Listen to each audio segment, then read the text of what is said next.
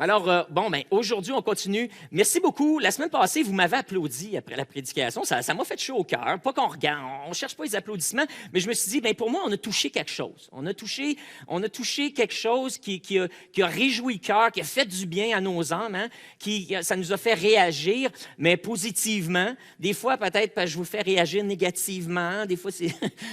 mais là, vous avez réagi positivement.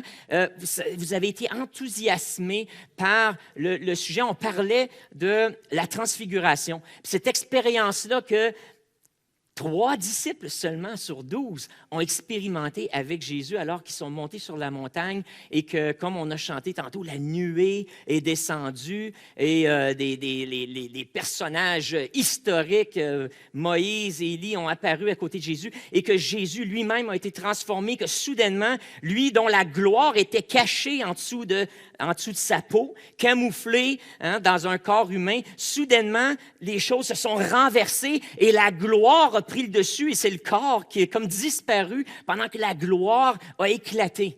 Et voilà que dans cette atmosphère-là, les disciples ont vu Jésus, ont expérimenté la nuée qui était dans l'Ancien Testament, c'est le Shekinah, la présence de Dieu qui descend, et même ils ont entendu la voix de Dieu s'exprimer. Et il a dit, « Voici mon fils, écoutez-le. » Jusqu'à là, les gens avaient écouté Moïse et avaient écouté les prophètes et faisaient ce que Moïse et les prophètes avaient dit. Mais là, Dieu dit, on entre dans une nouvelle ère. Voici, je fais les choses différemment. Et maintenant, c'est mon fils qui domine, c'est la priorité, c'est mon fils. Alors, c'est pour ça que depuis le mois d'août, je vous prêche l'Évangile. Je vous prêche pas l'Ancien Testament, mais je vous prêche l'Évangile. Je vous prêche l'histoire de Jésus. Je vous prêche les aventures de Jésus. Je vous prêche les paroles de Jésus, les enseignements de Jésus, parce que c'est Dieu lui-même qui a dit, « Voici mon fils, écoutez-le. » Alors, les choses ont renversé, puis là, maintenant, c'est Jésus, et c'est à la lumière de ce que Jésus a dit qu'on peut interpréter l'Ancien Testament, et c'est à la lumière de ce que Jésus a dit qu'on interprète les lettres de Paul et des autres apôtres qui ont écrit. Alors, Jésus a la place centrale, Jésus est au centre de tout ça. Ses paroles, ses enseignements, ses actions, ses gestes, c'est ce qu'on doit connaître, c'est ce qu'on doit imiter, et c'est à la lumière de ça maintenant qu'on interprète tout ce qui est venu avant et tout ce qui vient après. Alors, c'est pour ça qu'il faut le connaître, c'est pour ça que je vous achale avec ça, puis que à chaque semaine, autant, on revient dans Marc, puis on suit ça, parce que c'est les paroles qu'on a besoin. Alors, Jésus était sur la montagne, écoutez-le, et voilà que l'expérience se termine, alors que Pierre dit, « Jésus, on se fait des tentes, puis on campe ici, puis on se fait une retraite, puis let's go, passons 40 jours en compagnie d'Élie, Moïse, puis ta gloire, puis c'est merveilleux. » Puis aussitôt qu'il dit ça, c'est ça, pouf, le nuage s'en va, la voix disparaît, les couleurs sont revenues normales, Jésus renveloppe sa gloire dans sa chair, met son manteau de chair, et puis, soudainement, c'est fini. Là, les gars, Jésus dit, « OK, les gars, c'est le temps de descendre. » On aimerait ça, rester dans la gloire, on aimerait ça, rester sur le top de la montagne, mais la réalité, c'est que c'est arrivé juste une fois, dans tout le ministère de Jésus, à ce qu'on sache, en tout cas, que Jésus se dévoile comme ça, juste à 3 disciples, une fois, parce que la majorité du ministère se passe où? En bas de la montagne. La majorité de la vie chrétienne se passe en bas de la montagne, sur le plancher des vaches, avec le monde. Là où ce qu'on reçoit dans les moments comme ça, on le prend, puis on l'apporte, puis on le donne aux autres. Et voilà ce qui se passe ici dans Marc, au chapitre 9, lorsqu'ils revinrent, chapitre 9, verset 14.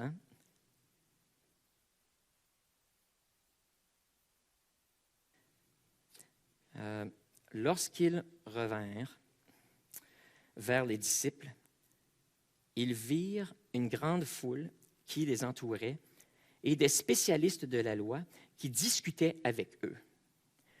Dès que tous ces gens aperçurent Jésus, ils furent très surpris et se précipitèrent à sa rencontre pour le saluer. Alors Jésus, évidemment, c'était la vedette. Et puis, les disciples, pendant que Jésus était sur la montagne, c'est eux autres qui avaient toute l'attention. Mais voilà, les gens voulaient vraiment voir Jésus. Et c'est merveilleux. Et c'est ça qu'on veut. Hein? En tant que croyant, on l'a chanté. Tout ce que je veux, c'est toi. Et puis, on veut que les gens voient Jésus. Ce n'est pas à propos de nous, mais c'est à propos de Christ et que nos vies puissent refléter Christ et que les gens puissent glorifier Christ et non pas nous qui sommes ses disciples. Et Jésus leur demande, de quoi discutez-vous avec eux? Hein? Jésus demande aux disciples, à ces gars, puis les gars, la foule est là, de quoi? Qu'est-ce que vous discutez avec les scribes, avec toute cette foule-là? Puis là, de la foule, quelqu'un lui répondit, « Maître, je t'ai amené mon fils, car il est sous l'emprise d'un esprit qui le rend muet. Partout où cet esprit s'empare de lui, il le jette par terre. De l'écume sort de sa bouche et il grince des dents. Puis il devient tout raide. J'ai demandé à tes disciples de chasser ce mauvais esprit, mais ils n'ont pas pu le faire. » Alors, c'est intéressant ici. L'enfant est muet. Et la manière que... Mais il y a quelque chose d'autre qui se passe. Donc, c'est pas juste il n'est pas juste muet, c'est pas juste un handicap, mais il y a quelque chose d'autre à l'œuvre aussi, c'est-à-dire que l'enfant a des crises d'épilepsie. Et on pourrait dire, hein, on lit ça, puis on se dit, on dirait un épileptique, hein, c'est ça qui arrive, la personne tombe, devient raide, puis grince des dents, serre les dents, parfois écume un peu. Donc, on décrit ici des symptômes d'épilepsie, mais c'est intéressant parce que ça semble arriver à des moments, mais voici aussi ce que le Père dit, c'est que, et là, Jésus s'adresse à lui, il dit, c'est ça, j'ai demandé à tes disciples de le guérir, puis ils n'ont pas été capables. Jésus s'adressa à eux et leur dit, « Peuple incrédule, jusqu'à quand devrais-je encore rester avec vous? Jusqu'à quand devrais-je vous supporter? Amenez-moi l'enfant. » Je ne sais pas si je le lis dans le bon ton. Tu sais, des fois, on lit ça, hein? Bon, Jésus était fin, Jésus, tu sais, sympathique, là. Tu sais, Jésus, la vedette, tout le monde veut être avec Jésus parce qu'il y a comme cette chaleur-là qui se dégage de lui, puis il est tellement gentil. Toujours la parole à propos, tu sais, puis... C'était-tu peuple incrédule? Ou peut-être, peuple incrédule. Je ne sais pas si des fois il faisait ça, Jésus. Peuple incrédule. Ou bien, gang d'incrédules! Je ne sais pas. Mais fait que le Seigneur, comment c'était? Moi, je pense des fois qu'il était comme ça. Gang d'incrédules. Puis là, il regardait droit dans les yeux. Peuple incrédule, ou génération incrédule, ou ma gang d'incrédules. Incrédules, ou vous autres qui manquez de foi. Puis là, on sait un peu comment son ton, d'après ce qu'il dit après. Jusqu'à quand devrais-je encore rester avec vous? Hey, Colin! Jusqu'à quand il va falloir que je vous garde, là? Hein? Jusqu'à quand? Qu'est-ce que vous allez faire quand je ne serai plus là? Voyons! Je pense qu'il était comme... Ça devait être un peu ce qu'il ressentait en dedans. Je ne sais pas, là, tu sais, il ne faut pas oublier, l'humanité avait rembarqué, là, la gloire avait été... Je pense que Jésus, des fois, il s'énervait avec ses disciples. Puis c'est ça ici, c'est intéressant. Puis c'est quasiment juste Marc qui donne ce ton-là à Jésus. Si on lit dans les autres évangiles, on dirait des fois c'est plus doux un peu. Mais dans Marc, une couple de fois, si vous savez, depuis le début que je vous prêche là-dessus, une couple de fois, Jésus, dans le bateau, il avait repris, en fait, ses disciples. Là, puis c'était quelque chose de semblable. Puis c'était justement le thème de l'incrédulité. On dirait que ça le faisait péter, l'incrédulité. Ça le fatiguait, l'incrédulité. Voyons donc! Génération incrédule, jusqu'à quand devrais-je encore être avec vous? Jusqu'à quand devrais-je vous supporter? C'est supporter ou vous endurer? Encore une fois, peut-être c'est vous supporter dans la foi. Alors, jusqu'à quand va falloir que je vous endure de même? Encore une fois, je vous laisse interpréter selon ce que vous pensez de Jésus. Ah ouais, amenez-moi l'enfant, là. Amenez-moi-les, là. Où est-ce qu'il est l'enfant? Regarde, là, je vais vous le montrer encore une fois. OK? C'est un peu ça l'idée. C'est génération incrédule. Quand est-ce que vous allez comprendre? Non, mais combien de fois va falloir que je vous le montre? Combien de fois va falloir que je vous enseigne comment le faire? Va falloir que je vous répète les mêmes principes? Amenez-moi l'enfant, là, je vais vous le montrer encore une autre fois, les gars. OK? Puis là, il ne dit pas ça à la foule. OK? Il ne dit pas ça à la foule, même s'il dit génération. Oui, il y avait un problème d'incrédulité qui était là parmi le peuple, mais on s'entend-tu qu'il n'est pas en train de reprendre la foule, qui n'a aucune idée comment faire du ministère, mais il est en train de s'adresser aux 12, puis peut-être l'autre, là, parce que la gang des disciples grandissait. Il y avait les 12 apôtres, mais il y en avait d'autres aussi. Puis que là, il regarde, puis il dit, comment, les gars, jusqu'à quand? Je vais vous le montrer encore. Ah oui, amenez-moi l'enfant. Là, regardez-moi bien, là. Regardez-moi faire. Écoutez ce que je dis, puis c'est comme ça que ça se fait. OK? Fait que là, première chose qu'il fait, il regarde le père, puis là, il parle avec le père un peu. Bon, depuis combien de temps? Là, je suis certain que son ton change un peu. Depuis combien de temps, monsieur, est-il dans cet état? Depuis combien de temps cela lui arrive-t-il? Demande Jésus au Père. Donc, une petite entrevue. Jésus va faire chercher un petit peu d'informations. Hein? Là, il dit, les gars, vous avez de la misère. Mais quand vous avez de la misère, bien, une chose que vous pouvez faire, si l'Esprit ne répond pas tout de suite quand vous parlez, bien, allez chercher un petit peu plus d'informations. Il y a peut-être quelque chose que vous manquez, puis des fois, les gens peuvent vous fournir une petite bride d'informations qui va être utile. Donc, depuis combien de temps ça lui arrive-t-il? Bien, depuis son enfance, le Père dit. Depuis qu'il est tout petit. Souvent même, l'esprit mauvais le pousse à se tirer dans le feu ou dans l'eau pour le faire mourir. Okay? Là, tu vois que Jésus vient d'aller chercher de l'information. Là, au début, c'était bien un esprit muet. Et puis, quand l'esprit le saisit, mais là, l'enfant tombe en crise d'épilepsie. Hein? C'est un peu ça. Donc, OK, il y a un esprit qui rend l'enfant épileptique, mais il est muet. Mais là, Jésus va chercher un petit peu. OK, c'est pas arrivé d'hier, c'est comme ça depuis qu'il est tout petit. Puis ensuite de ça, non seulement ça, mais l'esprit essaye de tuer l'enfant. Là. Il y a quelque chose de cruel, de morbide avec ça, où ce que l'enfant tombe dans le feu. Il y a un élément de torture dans ça ici qui n'a pas été dit au début. Hein, vous voyez que là, donc l'esprit qui est là est vraiment malin. Écoute, il s'en prend à un enfant, veut le noyer ou veut le brûler pour le faire mourir. Donc, ça, je peux te dire que ça fâche Jésus. Donc, Jésus est allé chercher un petit peu plus d'informations. Et puis là, voici ce que le Père dit. Si tu peux faire quelque chose, aie pitié de nous et viens à notre aide. Si tu peux faire quelque chose. Puis là, on voit que le Père avait été découragé un peu parce que, bon, il amène son fils voir Jésus. Jésus n'est pas là, il est parti en randonnée, en montagne avec ses trois. Puis là, c'est les autres qui sont là, mais il se dit, bon, mais ils l'ont fait avant, puis leur réputation, c'est que les disciples aussi sont capables de faire des miracles. Alors, voici, les gars, messieurs, pouvez-vous faire quelque chose? Il amène son fils à l'église, puis là, les gens imposent les mains, puis là, ils font tout ce qu'ils ont appris avec Jésus, puis ça ne marche pas, ça ne marche pas.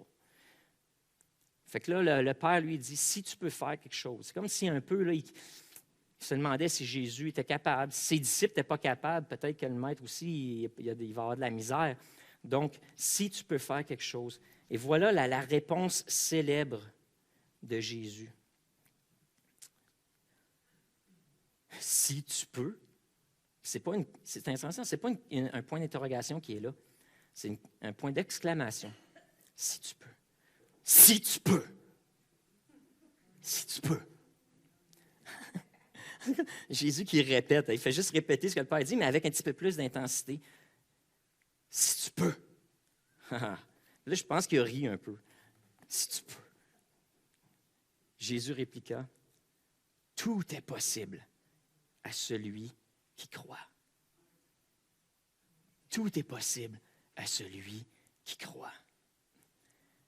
Et aussitôt, le père de l'enfant s'écria, « Je crois, mais aide-moi, car je manque de foi. » Ou dans la version Louis II, « Je crois, mais viens au secours de mon incrédulité. » Donc, il y a un concept intéressant ici que Marc nous transmet, c'est que c'est possible d'avoir la foi, mais en même temps d'avoir de l'incrédulité aussi.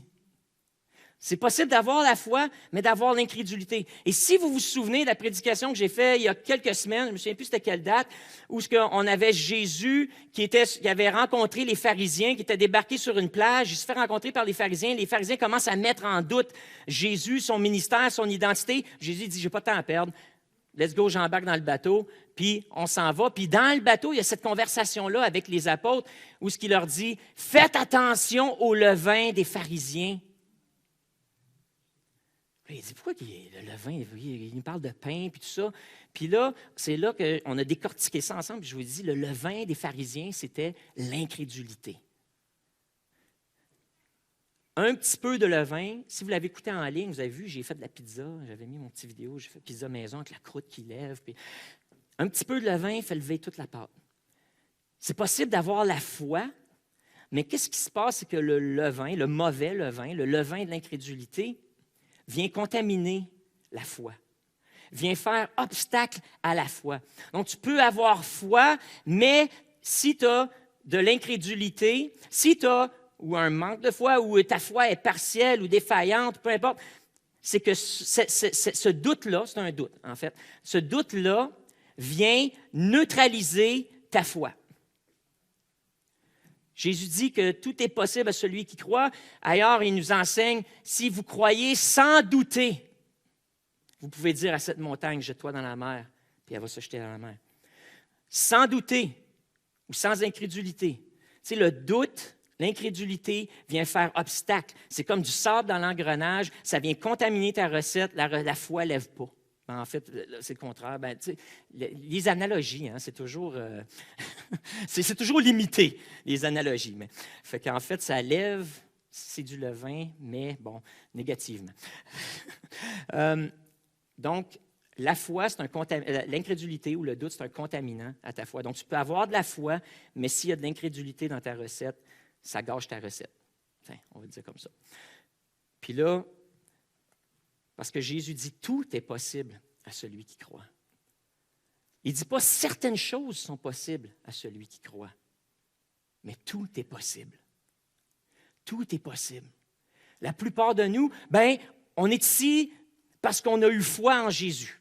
Hein? On a eu foi dans le message qui nous a été transmis, soit par des amis, par de la parenté ou par nos parents. On a eu foi dans ce message-là de l'Évangile, que Jésus est mort pour nos péchés et qu'il nous a sauvés, que si on demande à Jésus de nous pardonner, il nous pardonne. Si on lui remet notre vie, lui va prendre notre vie, puis son esprit va venir en nous. On a expérimenté ça par la foi.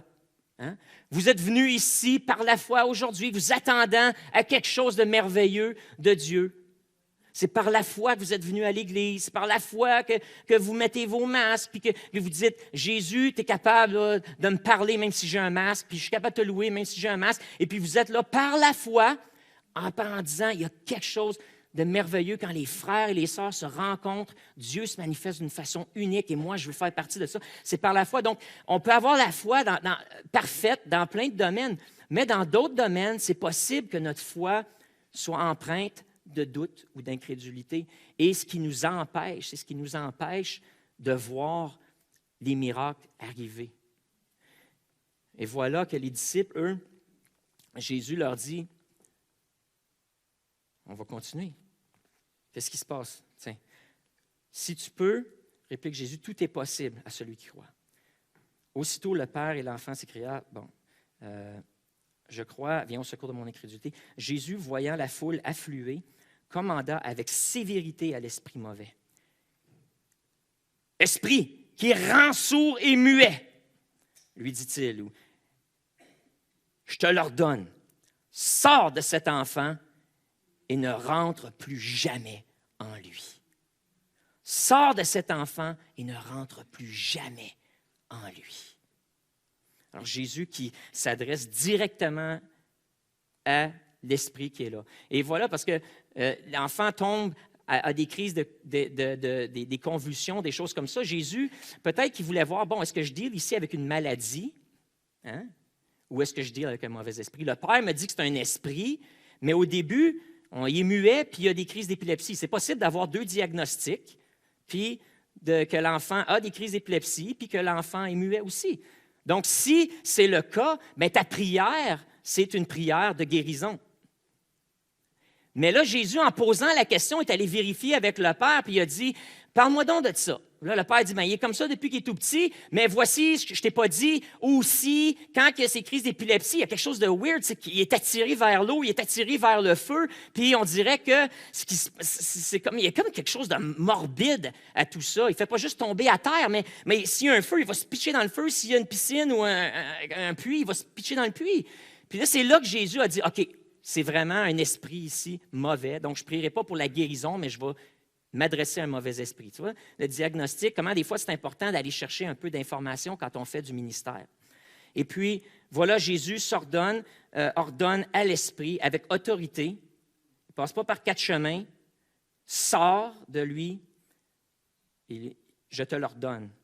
Alors, utilise l'autorité. Là encore, puis là, rappelez-vous, là, il est en train d'enseigner aux disciples. Là, comment faire ça? Regardez-moi encore, les gars. Là, hein?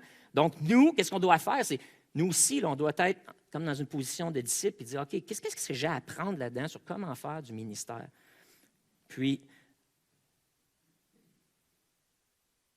Jésus ici parle avec autorité, directement à l'esprit.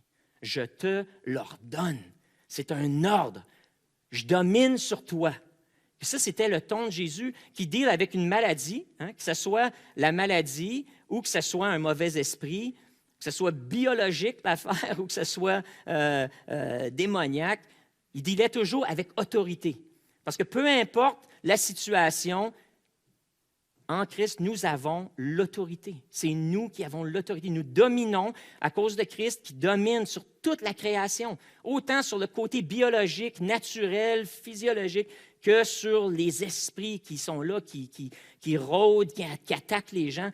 L'autorité, c'est la même. C'est la même autorité qui fait toutes choses. C'est la même autorité qui fait quand on prêche l'Évangile. C'est la même autorité quand on témoigne à quelqu'un.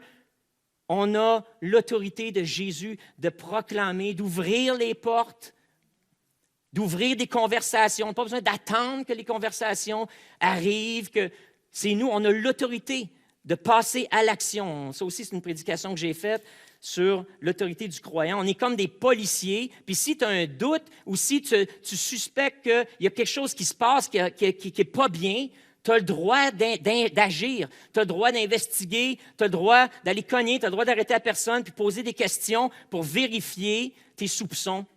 Et en tant que croyant, on est comme ça, on est comme des agents de la paix et on a le droit d'aller cogner aux portes du monde, d'arrêter un char puis de poser des questions à la personne si on sent que la personne est oppressée, opprimée, qu'elle a besoin de l'Évangile, que sa vie est perdue. Vous avez le droit de le faire. Vous n'avez pas besoin d'attendre une invitation. Et puis, après ça, vous parlez, puis essayez de voir si la personne coopère. Vous continuez d'avancer.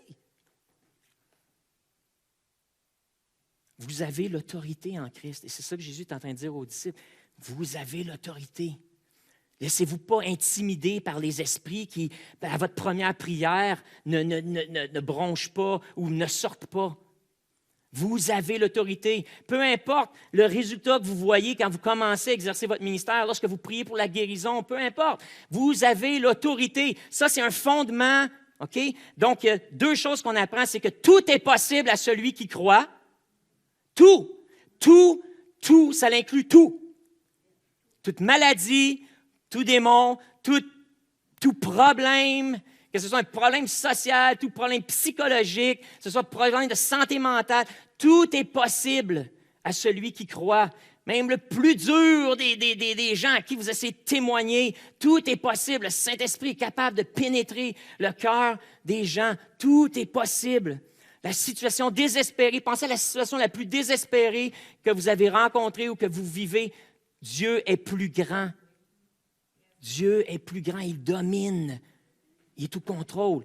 Et maintenant, il vous donne son autorité, sa puissance, afin que vous aussi, vous exerciez cette puissance-là, cette foi, cette autorité, afin de renverser les situations qui sont négatives, qui ruinent vos vies ou la vie de vos bien-aimés ou de vos amis, et que vous interveniez comme des agents de la paix et reprendre ce qui est mal et de le tourner en bien. C'est ça la justice de Dieu. C'est ça exercer la justice sur terre.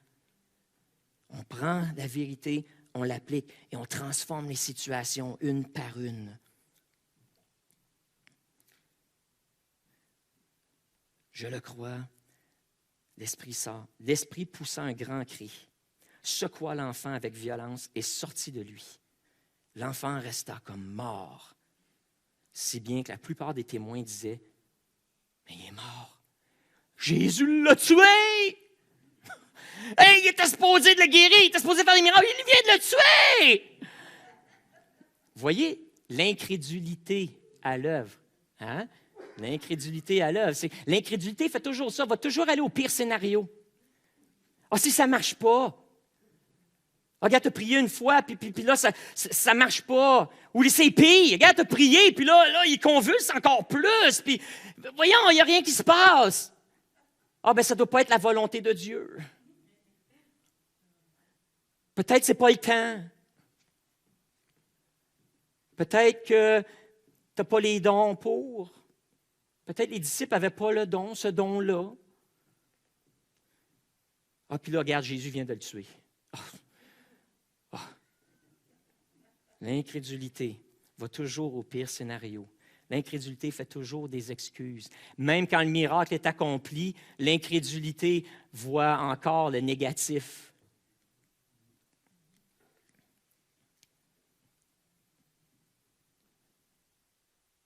Est-ce qu'il y a des situations comme ça dans ta vie où tu sens que la cause est désespérée et que c'est fini?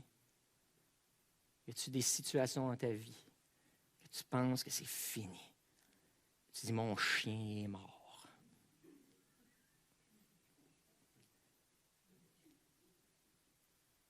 Qu'est-ce que Jésus fait? Il prend la main de l'enfant, le fit lever, et celui-ci se tint debout.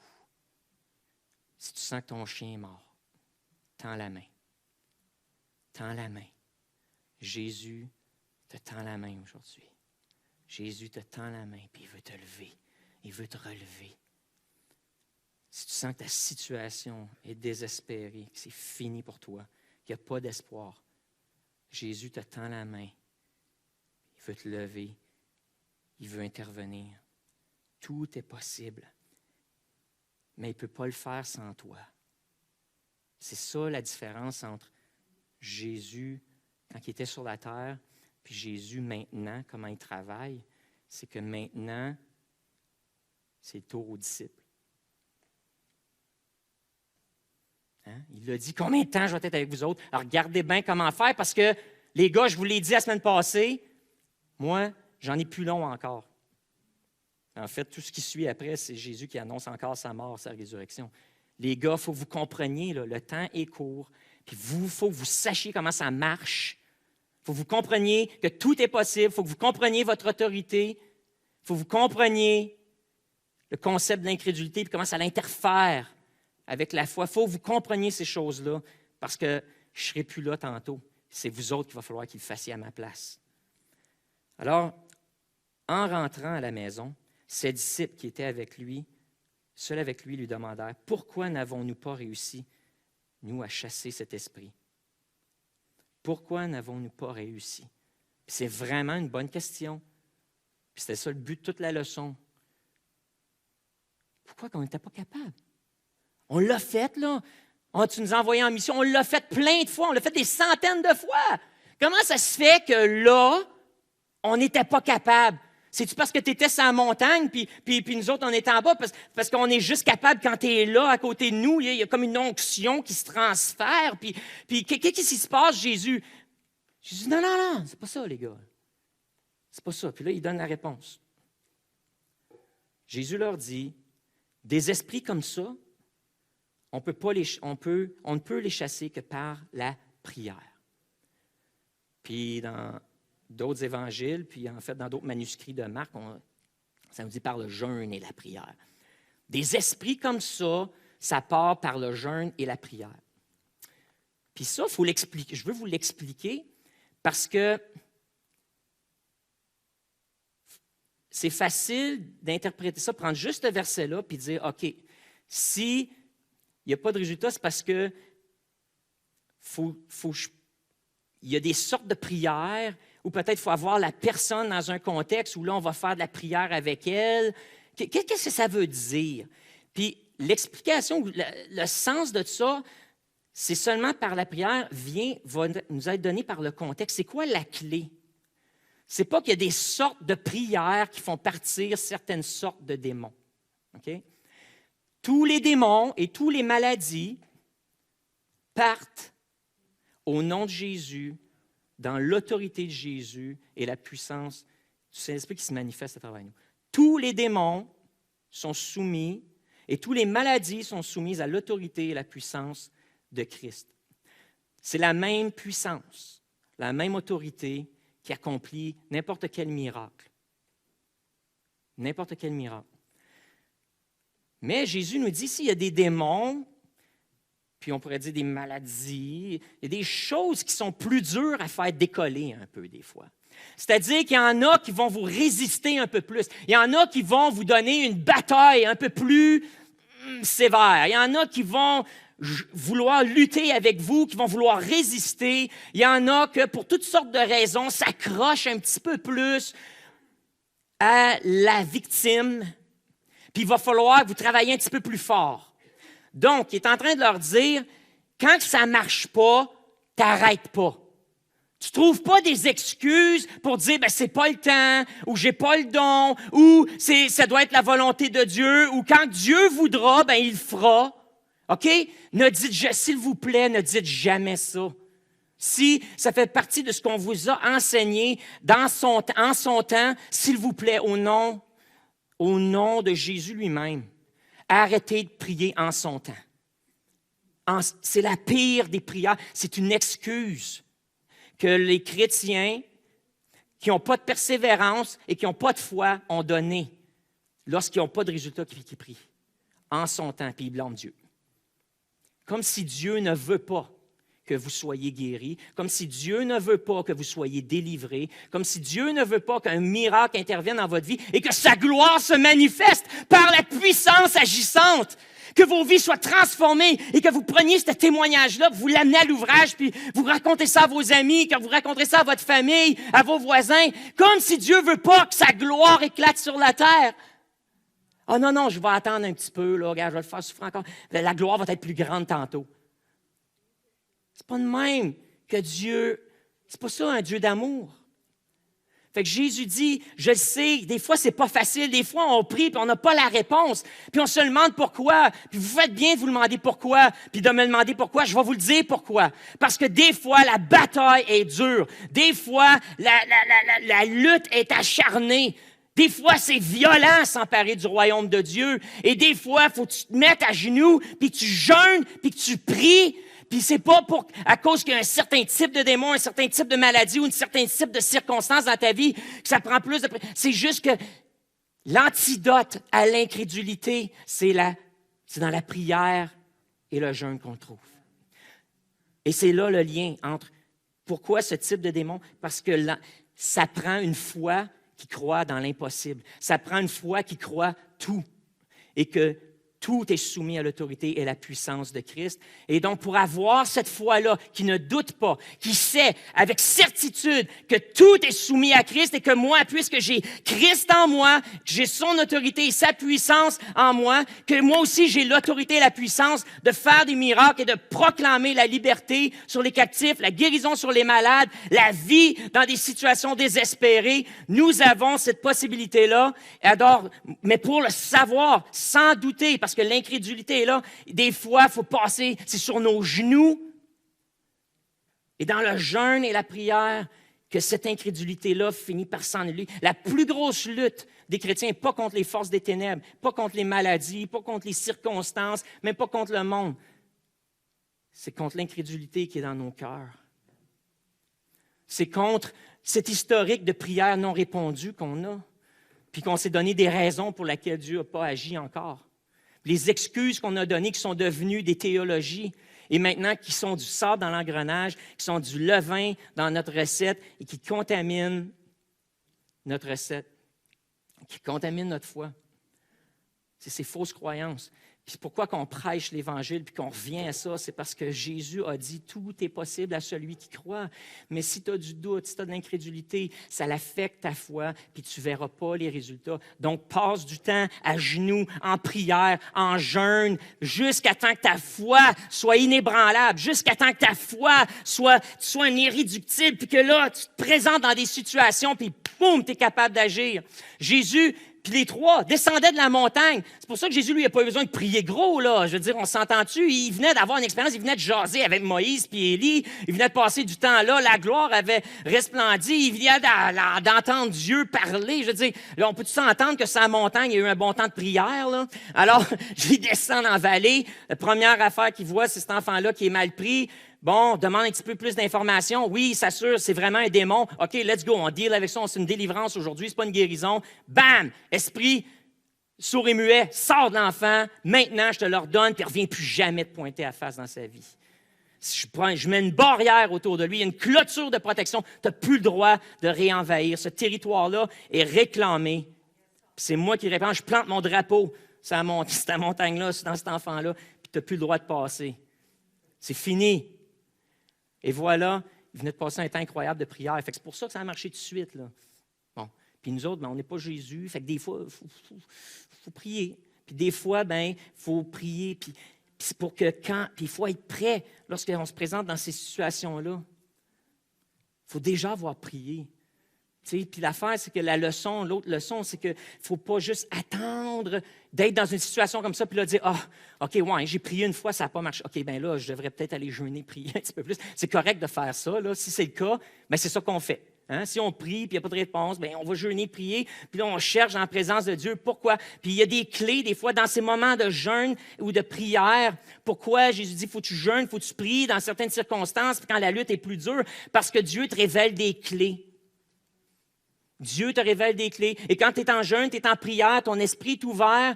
Surtout en jeûne, tu domines ta chair, tu écrases la chair, puis c'est l'esprit qui est comme plus allumé. Puis là, Dieu te révèle des choses. Puis il y a des situations, des fois, si on deal avec des esprits, des fois, il y a des raisons pourquoi l'esprit est là. Et puis, tu dois aller briser ces raisons-là, mais c'est des choses qui te sont révélées par le Saint-Esprit. Des fois, dans la maladie aussi, c'est la même chose. Des fois, la maladie est là, il y a une cause, il y a quelque chose, des fois, dans la vie de la personne qui fait que ça a donné l'autorité au diable d'attaquer avec la maladie dans un certain domaine. Mais ce n'est pas toujours le cas. Fait que là, il faut que tu discernes. Est-ce que la personne, c'est-tu un mauvais esprit à l'œuvre? C'est-tu une maladie biologique? C'est-tu ici, c'est-tu relié à un manque de pardon dans la vie de la personne? C'est-tu relié avec un péché dans la vie de la personne? C'est-tu relié juste quelque chose d'héréditaire dans le code génétique de la personne? Peu importe la réponse, la solution est toujours la même. La puissance, l'autorité de Christ, tout est possible, je prie, puis... Mais des fois, comme Jésus a fait, il a fallu qu'il discerne, c'est-tu un esprit ou c'est biologique? C'est-tu de l'épilepsie ou c'est un démon? Donc, des fois, il faut que tu ailles chercher cette réponse-là pour pouvoir prier la bonne affaire. Parce que si tu pries pour la guérison, puis c'est un démon, bien, il n'y a rien qui va se passer. Hein? C'est comme l'an dernier, je vois Joanne qui est là. Joanne, c'est le fun de te voir le matin. Hein? Puis Joanne, tout le monde, on s'est vus cette semaine, puis on se rappelait comment l'année passée où Joanne avait été prise avec des idées suicidaires. Puis elle a donné son témoignage, on l'a présenté il n'y a pas longtemps. Elle a donné son témoignage, puis elle était ici à l'appel, puis les gens priaient que le Seigneur vienne la consoler. Puis pendant ce temps-là, elle luttait en dedans, puis il y avait quelque chose qui se passait, puis il y avait une douleur qui était là, puis les gens priaient, Seigneur, viens la consoler, jusqu'à temps que je regarde, puis je dis, mais il y a un esprit qui se manifeste, là. Puis là, je suis allé voir l'équipe de prière, j'ai dit, arrêtez de prier qu'elle soit consolée. Vous devez chasser l'esprit qui est là, puis dès qu'on a changé la prière, l'esprit a manifesté. Hein? Puis c'était pas le fun pour Joanne, là, c'est vraiment... Quand il y a un esprit comme l'enfant qui est là, c'est pas la personne est vraiment victime, là. Puis physiquement, c'est douloureux. Mentalement, tu perds le contrôle. Puis c'est humiliant. Il y a toutes sortes d'émotions qui passent là, dans la tête de la personne. Puis c'est vraiment avec compassion qu'il faut faire ça. Puis en même temps, il fallait quand même prendre autorité. Puis, donc, Mais des fois, c'est ça, quand tu pries, puis que même, c'est encore mieux quand tu rentres dans la situation, puis tu as déjà prié, puis tu as déjà jeûné, puis que tu es déjà à l'écoute, bien là, dans des situations comme ça, tu es capable de le voir tout de suite. Mais je vais vous dire, hein, Joanne, ça a été tout un cheminement, ça. Bien, viens donc, tant qu'à être là. Hein.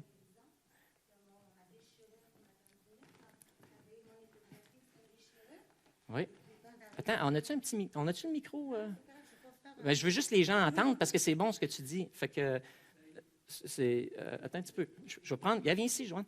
C'est bon ce que tu as à dire. Ben, vas-y. Ben, c'est ça, comme, Tu peux enlever ton masque. Oh, Regarde, je vais me mettre à 2 mètres. Oui, bien, c'est ça. J'avais eu une échographie, puis j'avais une déchirure à mon épaule, finalement, à le supraépineux, soit une petite déchirure et un trou dedans. Alors, puis, ça a commencé, il va falloir commencer à faire de la réadaptation, parce qu'il n'y avait plus de force dans le bras. Alors, ça a commencé à atteindre beaucoup mon humeur, et puis un peu de dépression, et puis j'avais fait des démarches pour le CLSC, puis tout ça. Alors, j'étais un peu renfermée chez moi, puis je commençais à broyer pas mal de noir, puis l'alcool a comme augmenté comme tout le monde. Hein. Mais pas tout le monde. Pas tout le monde, non, mais dans ton cas, c'était ça. Ouais, c'est ça. Et puis, un peu de problème avec la médication, là. Alors, c'est ça. Puis, finalement, j'avais annulé des rendez-vous avec Pascal, pasteur. Puis, finalement, il y a le matin venu, je me suis dit, ah non. M'a appelé Wendy, m'a dit que, qu'est-ce qui se passe, quelque chose, là. Mais finalement, je demandé au Saint-Esprit, si tu veux vraiment que j'y aille, lève-moi. Ça, je me suis recouchée, je me suis mis mon main doudou, puis ça fait ting! Je me suis levée, et puis je me suis rendue. Et puis là, j'ai expliqué ça à Pascal, ma déchirure, et puis je pleure sur mon corps, je me plains et tout, là. Alors là, Pascal, je montre comment ça marche, ici, ça lève pas plus haut que ça, et tout. Fait là, Pascal s'est mis à parler d'une guérison, puis tout ça. Pascal, comment ça s'est passé? Tu t'es mis à dire que c'est un esprit de... Bien, c'est parce que je me suis mis à parler de l'autorité puis la puissance de Christ. C'était cette semaine, là, ça, OK? On s'est vu cette semaine. Ça faisait plusieurs mois qu'on ne s'était pas vus. C'est ça que je te cite. Puis pendant que Joanne était là, en face de moi, je me mets à parler de Joanne. J'ai dit, Joanne, c'est drôle parce qu'à Noël, quand on a filmé ton entrevue par rapport au suicide, comment tu as été délivré de cet esprit de mort, là, pour finir la première histoire, j'ai dit, j'ai prié pour toi, puis tu es sorti du sanctuaire, puis tu étais guéri dans ton épaule. J'ai dit, comment ça se fait? Là, la tendinite. Puis là, on dirait que même c'est pire, la manière dont tu me racontes ça. Fait que moi, déjà, j'ai vu anguille sous roche un peu avec ça. Quand tu reçois une guérison, puis que tu retombes malade, pose-toi des questions. Tu n'es pas détecté. Oui. Fait que là, moi, j'ai commencé à te parler de l'autorité et de la puissance de Jésus que toi, tu as. Hein? J'ai dit, toi, tu l'as, Joanne, ça, puis ça. Puis pendant que je parlais de ça, bien là, j'ai vu que tu commençais à gigoter dans la chaise, puis qu'il y avait une manifestation d'un mauvais esprit. Fait que ce qu'on a fait, bien, par de la suite. Bien, c'est ça, tu t'es mis à poser les mains, puis l'esprit d'infirmité sort, puis il fallait que je répète après et tout. Oui, je te faisais prier. Hein? Ouais. Je faisais comme Jésus. Alors, regardez bien comment ça marche. Là, j'ai dit, gars, Joanne, là, c'est toi, il faut qu'il le fasse. Si c'est revenu, le problème, c'est pas avec mes prières, mais c'est que toi, quelque part, il y a quelque chose que tu ne comprends pas dans l'autorité. Donc, j'ai montré. Là, je te disais comment lutter. On le faisait ensemble. Exact. Et puis, finalement, Pascal me dit, lève la main. Là, c'est ça, parce qu'elle me dit, relève la main. Là, ça n'arrêtait pas de monter. Ça montait. Là, ce matin. Ouais. Merci, Joanne, d'avoir raconté ton histoire. C'est vraiment touchant. J'aime ça, voir ce que Dieu fait, puis qui te fait grandir. Puis... Tu peux même porter tes sacs d'épicerie. C'est le fun. Oh, je suis tellement content que tu nous aies conté ça ce matin. Des fois, je me permets, quand il y a un événement qui a été public, comme c'était le cas pour quand Joanne, l'esprit de suicide, de mort s'était manifesté, je me permets de le raconter. Puis d'autres fois, bien, comme cette semaine, ce qui s'est passé dans le bureau, il y a des choses qu'on ne dit pas, mais je suis tellement content que tu te sois porté volontaire pour raconter ton histoire aujourd'hui. Puis c'est ça. Fait que là, avec Joanne, était là, puis pendant que je parlais de la puissance de Jésus, pendant que je parlais qu'elle, elle a la puissance, elle a l'onction, et que c'est à elle de créer dans son appartement un espace où le diable n'a pas le droit de rentrer, que son corps, c'est elle qui a le contrôle, c'est son temple à elle, c'est son cadeau de Dieu, c'est son corps, et c'est à elle de prendre autorité sur son corps et de dire à Satan, non, tu n'as pas le droit, tu n'as pas le droit, et tout est possible. Pour celui qui croit. Et moi, je crois que Christ est en moi et je crois que j'ai son autorité et je vais repousser les ténèbres. Et je te défends, Satan, d'entrer ici. Alors, on a commencé à faire cette démarche-là parce que là, elle a commencé à gigoter. Et je me suis dit, bon, fait que là, ça, c'est un autre signe des fois qu'il y a un esprit quand ça se manifeste. Donc, c'était pas elle. Le docteur il a dit, c'est une tendinite. Ah, puis il y a une déchirure. Puis sa radiographie, tu la vois. Mais je veux vous dire que le diable est capable de manifester une fois quand c'est un esprit qui attaque un corps, comme c'était le cas de cette histoire, comme c'était le cas de Joanne, l'attaque spirituelle va se manifester physiquement et tu peux même voir les choses sur les radiographies. Mais ça dérange pas parce que c'est la même solution.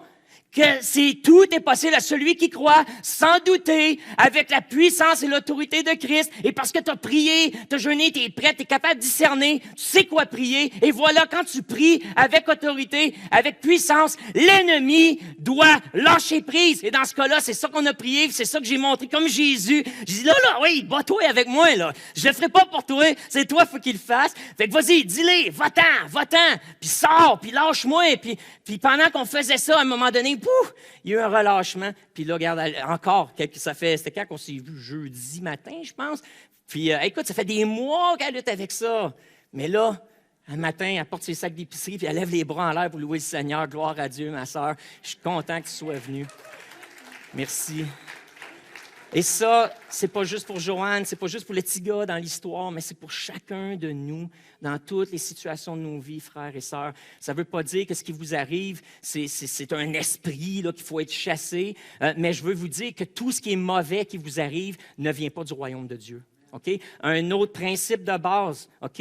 Tout ce qui vous arrive de mauvais n'est pas de Dieu. Même la persécution, dans le sens, Jésus nous l'a dit, ça va arriver, mais c'est parce que l'ennemi anime ses disciples à lui pour vous persécuter.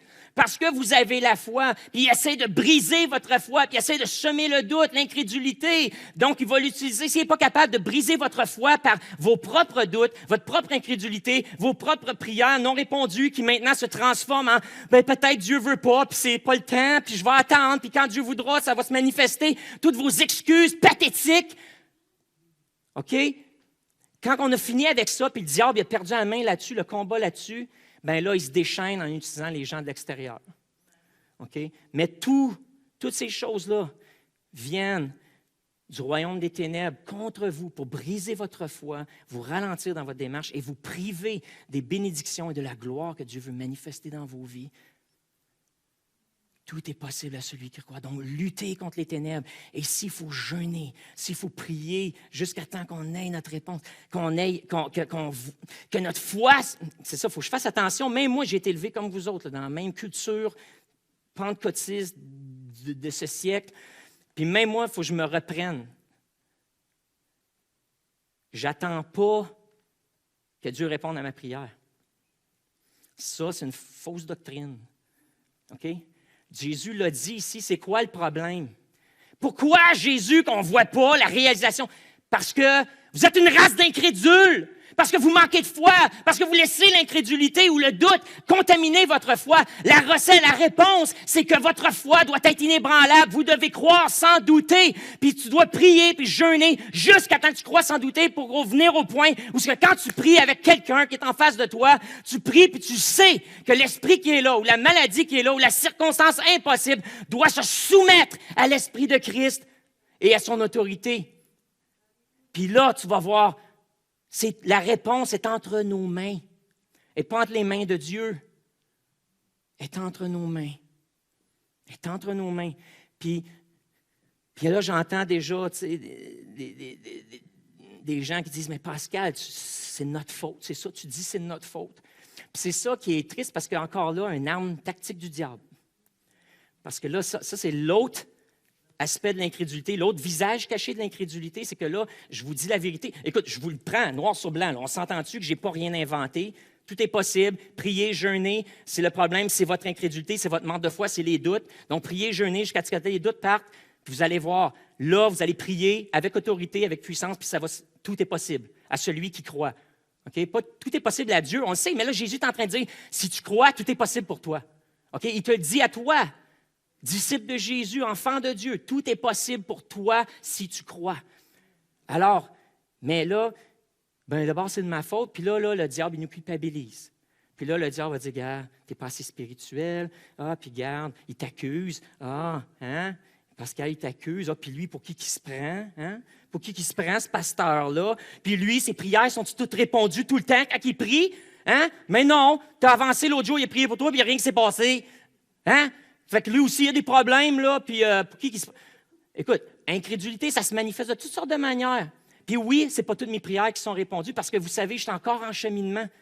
Moi aussi, il y a encore de l'incrédulité. Moi aussi, il y a encore des fausses croyances, des choses qui interjectent et qui m'empêchent de voir le fruit. Mais qu'est-ce que je fais? Je prie plus. Puis je jeûne plus, puis je crois encore plus, puis je pousse, puis quand ça ne marche pas la première fois, je vais prier 2 fois, 3 fois, puis je continue, puis des fois, je retourne en prière, je me dis, Seigneur, pourquoi ça ne marche pas? Puis là, des fois, il me donne une réponse, c'était une clé. Je ne priais pas pour la bonne affaire, il faut que je change mon type de prière, il faut que je prie dans cette direction-là. Puis là, là, on voit des choses commencer à changer. Puis des fois, c'est pas avec une prière, mais on se rencontre encore, puis on prie encore, puis c'est un cheminement, puis là, à chaque fois qu'on se rencontre, il y a des murs qui tombent, puis encore, il y a d'autres murs qui vont tomber, puis des fois, c'est progressivement que ça se passe. Mais on n'arrête pas jusqu'à temps que tout soit accompli. Faut pas lâcher. Puis c'est ça que Jésus est en train de dire ici. Lâchons pas. Continuons, luttons. C'est une lutte. C'est une lutte. Et c'est avec violence qu'on s'empare du royaume des cieux. C'est avec violence qu'on lutte spirituellement, pas contre les humains, mais contre les forces des ténèbres qui se manifestent de toutes sortes de manières pour briser nos vies, ruiner nos vies. Voler, dérober, tuer, comme nous enseigne Jésus. Alléluia, levons-nous ensemble. Seigneur, merci parce que tu as les réponses à nos questions. Et plusieurs d'entre nous sommes ici aujourd'hui. Peut-être Nathalie, si tu peux venir avec... Seigneur, tu as les réponses à nos prières. Tu as les réponses à nos questions. Et aujourd'hui, c'est une grande question sur pourquoi mes prières ne sont pas répondues. Puis Seigneur, les disciples auraient pu dire, Jésus, arrête de nous faire sentir coupables. Mais Seigneur, il fallait que tu leur dises la vérité, que la réponse est entre leurs mains. C'est leur foi qui active le royaume de Dieu. C'est la foi de tes croyants en ta puissance, ton autorité, au fait que tout est possible, qui active, qui donne la manifestation et la réponse à nos prières. Et Seigneur Dieu, je prie que notre communauté soit une communauté de foi inébranlable, que l'Église, le Carrefour, soit reconnue pour une Église qui a une foi inébranlable et qui croit que tout est possible à celui qui croit, que tout est possible. Oh Seigneur, merci, merci, merci parce que tu es fidèle, merci parce que tu as les paroles de la vie. Et Seigneur, tu ne nous dis pas ça pour nous faire sentir mal, mais c'est pour nous motiver puis nous dire, écoutez, vous l'avez, je vous ai déjà tout donné. Vous avez la réponse, la puissance, tout est là. Maintenant, utilisez-la. Trouvez les secrets, savez comment manier cette puissance-là, comment aller la saisir afin qu'elle se manifeste à travers vous et que vous voyez la gloire de Dieu. Alléluia. Merci, Seigneur. On reçoit humblement aujourd'hui. Et moi, je me parle à moi-même aujourd'hui parce que moi, mes prières ne sont pas toujours répondues. Ce n'est pas à chaque délivrance que tout se passe automatique. Ce n'est pas à chaque guérison que je vois la guérison, Seigneur. Puis, moi aussi, je suis dans le même bateau. On est tous dans le même bateau parce qu'il y a différents secteurs de notre être qui est contaminé. Ce n'est pas tout notre être qui est contaminé par l'incrédulité, mais certains aspects de notre foi dans certains domaines, Seigneur. Mais aujourd'hui, tu nous dis que tout est possible. Il n'y a pas de domaine où toi, tu ne peux pas agir, que ta puissance n'est pas suffisante. Il n'y a pas de domaine où ta puissance n'est pas suffisante. Ce matin, j'aimerais ça vous inviter, ceux d'entre vous, vous avez une situation désespérée, c'est dans votre corps, c'est dans votre vie. Vous dites, ceux plus spécifiquement, dites, mon chien est mort. c'est une expression québécoise là, qui veut dire que c'est fini, il n'y a pas d'espoir, je vais être pogné comme ça toute ma vie, qu'il faut que j'apprenne à endurer mon mal, c'est une épine dans la chair que je dois supporter, c'est Dieu qui m'envoie ça pour me garder humble. Peu importe l'excuse que vous avez donnée à ça, je vous invite à venir aujourd'hui en avant, puis gardons nos distances si possible. Puis, ben oui, si possible, il faut garder nos distances.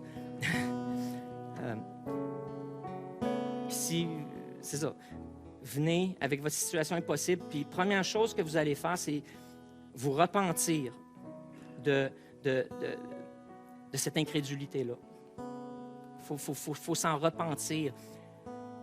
Il faut se repentir puis de tout ce qui vient avec, c'est-à-dire les excuses qu'on s'est données, les excuses qu'on a données à Dieu, ce qu'on a fait de Dieu, un Dieu qui ne t'aime pas assez pour intervenir dans ta situation, un Dieu qui veut te faire souffrir, un Dieu qui a des leçons à te montrer, mais il faut que tu n'arraches un peu avant de l'apprendre. Non, c'est pas comme ça que Dieu fonctionne. Il est capable de t'enseigner, de te faire grandir sans te faire souffrir. OK? Donc, viens avec ta situation, place-la au pied de la croix. Place ton incrédulité aussi et tes excuses au pied de la croix. Repens-toi. Et aujourd'hui, dis Jésus, je crois. Je crois que tout est possible à celui qui croit et qu'il n'y a rien d'impossible. Pendant qu'on va chanter ce chant-là, si tu as une situation comme ça, puis ensuite, je vais inviter, gardez votre masque, je vais inviter des gens ici, des gens de prière, à venir prier avec autorité. De notre équipe de prière, les anciens, de venir. Et puis, on va croire avec vous qu'aujourd'hui, c'est le temps, c'est la réponse. Qu'aujourd'hui, Dieu veut changer ta vie. Puis je vous garantis, les murs vont tomber. Les murs vont tomber aujourd'hui. Les situations vont changer. Il y a quelque chose qui va se passer dans votre vie spirituelle. Vous allez sentir le courant changer, le vent changer. Utilisez l'idée que vous voulez, mais venez avec foi aujourd'hui. Déposez cette situation au pied de la croix. Prenez un temps de vous repentir de votre incrédulité. Et ensuite, on va prier avec vous.